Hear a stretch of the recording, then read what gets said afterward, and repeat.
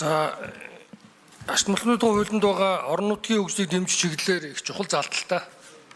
Тэгээ энийг бол цаашид бол маш сайн хэрэгжүүлэх хэрэгтэй. Ер нь энэ өргөн удам нутагтай Монгол улсын хувьд бол энэ нутгийн захиргааны байгууллага орон нутгийн одоо өөрийн төсвийн эрх мэдэл бие даасан хөгжлийн асуудлууд бол хамгийн чухал байгаа. Жишээлбэл одоо манай нэг аймгийн нутаг дэвсгэр Өмнөд Солонгосын нутаг дэвсгэрээс том. Тэгээ 21 аймагтай. Тэгэхээр одоо засгийн газар энэ яамд бол бүх орон нутагт очиж ажиллах бас боломжгүй учраас энэ нутгийн одоо өөрөө удирдах ёс нутгийн захиргаа бол дэмжих ёстой. Нэг хоёрдугаарт нь энэ хуулийн дээр нутгийн захиргааны байгууллага гэдэг байгааг юу гэж ойлгож байгаа вэ гэдэг би бас нэгдүгээрт асууя. Нутгийн захиргааны байгууллага гэдгийг. За би надад авсан мэдээлэлээр бол өмнө одоо ууд уурхаан сайдаас өмнө шүү. Ууд уурхаан сайдаас энэ ашигтмалчны тухай хуульд өөрчлөлт оруулах төслийг өргөн барихтаа сумын засаг дарга гэрээ байгуулна гэж ингэж хуулийн төсөл орсон гэж би сонссон. Гэхдээ би өөрөө хараагүй. За ингээд энэ хууль бол тэгээ буцаагдсан билээ гэж ойлгосон, хилцэгдээгүй.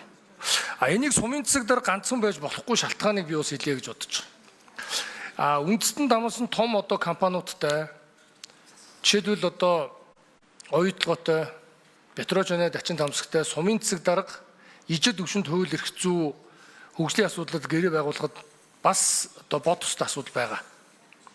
Сумын засаг даргад иргэдэд хууль зүй хэлцүү байхгүй, байгаль орчны одоо газар байхгүй, мэрэгжил арга зүйн хувьд бол ийм тусалцаа үзүүлэхэд бол их учир дутагдaltaй.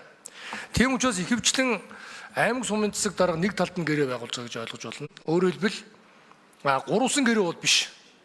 Яг тэгвэл энэ талдаа нутгийн захиргааг төлөөлж аймаг сумын засаг дарга. Нөгөө талдаа компанийг төлөөлж өмчийн эзэн гүйцэтгэх удирдлага хоёул гэрээ явуулах ёстой. За миний хувьд бол орон таймгийн засаг даргаар ажиллаж байхдаа яг энэ загвараар одоо гэрээ байгуулж ажиллаж исэн. Өөрөөр хэлбэл компани зөвхөн гүйцэтгэх захиралтай байгуулахаар өмчийн эзэн биш учраас би энэ дээр одоо хөрөнгө санхүүтэй холбоотой эцсийн үүрэг хариуцлагыг бас хүлээхэд очиж дутагдaltaй гэдэг асуудал гардаг учраас энэ талд нь өмчийн эзэн буюу түүзийн дарга, энэ талд нь гүйцэтгэх захирал. Энэ талд нь аймгийн засаг дарга, сумын засаг дарга. За ингэж хийвэл их одоо тохиромжтой гэж үзэж байгаа. За дээр нь энэ ашигтмалчны хуулийн 42-ийн 1 заасан ингээд нутгийн захиргааны байгууллагад гэрээ явуулж ажиллана гэдэг дээр ашигтмалчны одоо шинээр боловсруулж байгаа хууль дээр энийг жоохон дэлгэрүүлж оруулах хэрэгтэй. Өөрөөр хэлбэл яг ингээд журам гээд явчихаар л энэ маань жоохон асуудалтай болчиход байгаа шүү дээ. Тийм учраас энэ дээрээ тодорхой яг юу гэж гэрээ байгуулах юм бэ гэдгийг тодорхой зааж өгөхгүй бол жишээлбэл мөнгөн дүнгээр одоо мөнгө төвлөрүүлэхээр амнаачиг болчих гээд байдаг. Тэгэхээр энийг яаж их тодорхой заах вэ гэдэг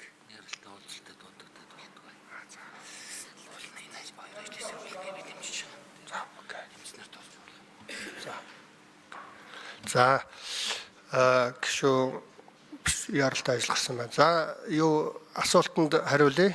3 номерын микрофон Туван сайд. За нутгийн захиргааны байгууллагыг бол одоо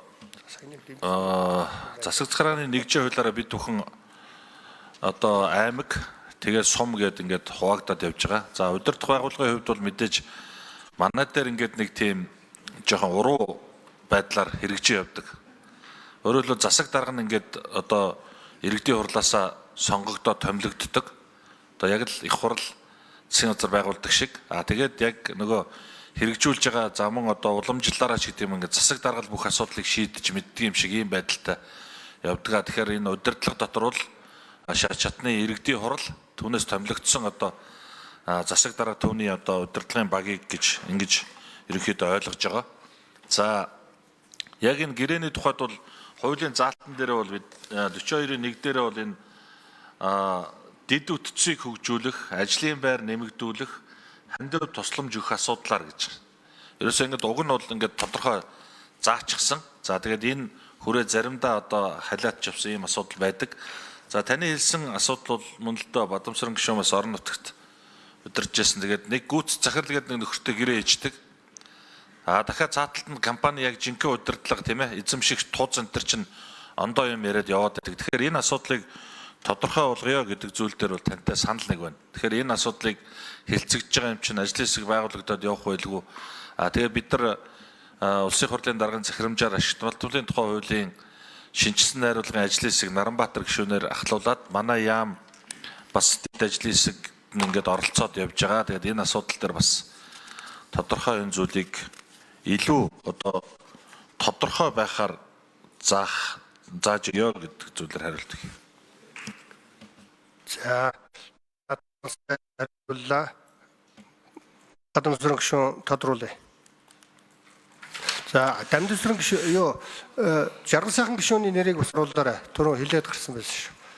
Тэгэхээр ач холбогдолтын тухай хуулийн энэ их чухал заалт учраас энэ дээр энэ шинжилсэн хариулга дээр энийг улам сайжруулах чиглэлээр нэлээд сайн одоо байгууллагатай ажлын хэсэг бол анхаарах. Тэгээд ер нь их хурлын дараагаар байгуулсан захирамжийн ажлын хэсэг гэсэн анхаарах ёстой гэж үзэж байгаа. Дээр нь бас мэрэгжлийн яамны хувьд та бүхэн энийг улам илүү одоо дэвшилт гаргаж ажиллах тал дээр одоо нэлээд сайн дэмжиж ажилласаа гэж бодож байна. Нэг хоёрдугаарт нь бол энэ ил тод гэрээцэг хэмээн гээ сайтн дээр байгаа. Тэгээд зарим одоо төв мэдээлэл хийхэд нөгөө судлаач маань энийг бол олж харж чадаагүй гэдэг зүйл ярьсан. Тэгэхээр энийг илүү сурчлах, ил тод байлгах энэ зүйл дээр анхаарах хэрэгтэй. Энэ гэрээ яагаад их чухал ач холбогдолтой гэхээр энэ байгаагүй байх үед нэг байгууллагын удирдлага очоод за морь уралдах гэсэн юм хандив өгөө гэдэг уул уурхайн компаниудад одоо ийм одоо шахалт үзүүлдэг. Тэгээ энэ байдлыг зэгцлэгч л энийг байгуулсан.